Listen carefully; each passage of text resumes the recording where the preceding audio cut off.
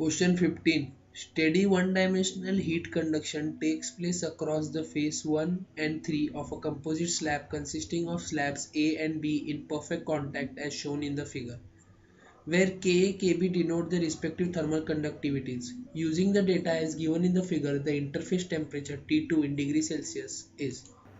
In question 15, we have to find the temperature at the interface, that is at point 2. Since the two slabs are in series, so heat flowing from 1 to 2 will be equal to heat flowing from 2 to 3. So Q12 is equal to Ka into delta T by L.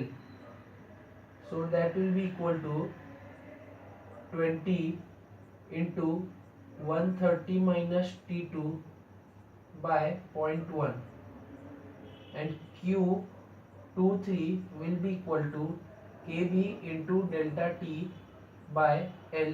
So that will be Q23 will be equal to 100 into T2 minus 30 divided by 0.3.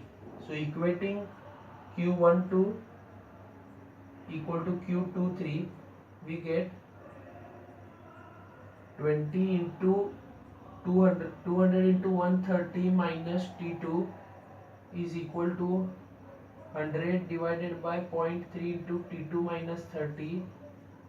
So this 2s are 1s are, so 0.6 into 130 minus T2 is equal to T2 minus 30. So 78 minus 0.6 T2 is equal to T2 minus 30.